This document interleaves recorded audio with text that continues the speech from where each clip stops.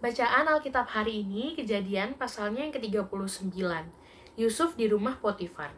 Adapun Yusuf telah dibawa ke Mesir, dan Potifar, seorang Mesir, pegawai istana Firaun, kepala pengawal raja, membeli dia dari tangan orang Ismail yang telah membawa dia ke situ.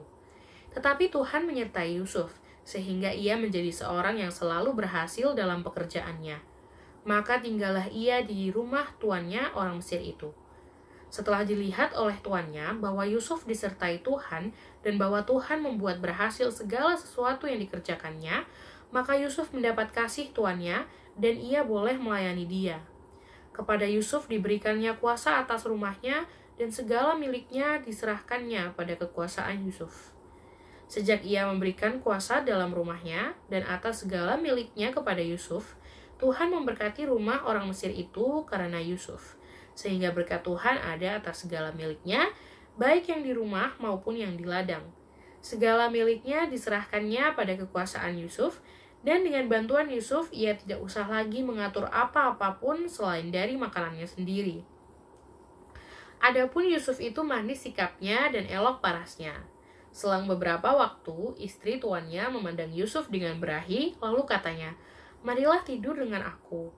Tetapi Yusuf menolak dan berkata kepada istri tuannya itu, "Dengan bantuanku, tuanku itu tidak lagi mengatur apa yang ada di rumah ini dan ia telah menyerahkan segala miliknya pada kekuasaanku. Bahkan di rumah ini ia tidak lebih besar kuasanya daripadaku. Dan tiada yang tidak diserahkannya kepadaku selain daripada engkau, sebab engkau istrinya. Bagaimanakah mungkin aku melakukan kejahatan yang besar ini dan berbuat dosa terhadap Allah?" Walaupun dari hari ke hari perempuan itu membujuk Yusuf, Yusuf tidak mendengarkan bujukannya itu untuk tidur di sisinya dan bersetubuh dengan dia. Pada suatu hari, masuklah Yusuf ke dalam rumah untuk melakukan pekerjaannya. Sedang dari seisi rumah itu, seorang pun tidak ada di rumah. Lalu perempuan itu memegang baju Yusuf sambil berkata, "Marilah tidur dengan aku." Tetapi Yusuf meninggalkan bajunya di tangan perempuan itu dan lari keluar. Ketika dilihat perempuan itu bahwa Yusuf meninggalkan bajunya dalam tangannya dan telah lari keluar, dipanggilnyalah seisi rumah itu, lalu katanya kepada mereka, "Lihat, dibawanya kemari seorang Ibrani, supaya orang ini dapat mempermainkan kita.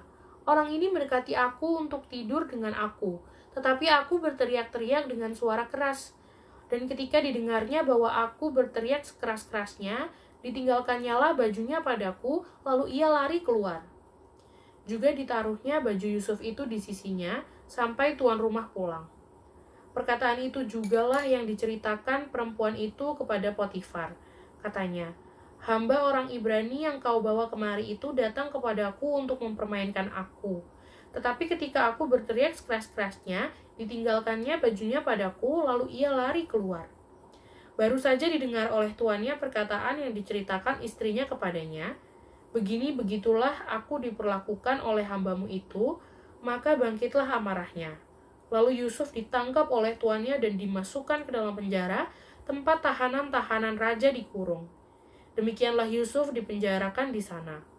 Tetapi Tuhan menyertai Yusuf dan melimpahkan kasih setianya kepadanya dan membuat Yusuf kesayangan bagi kepala penjara itu.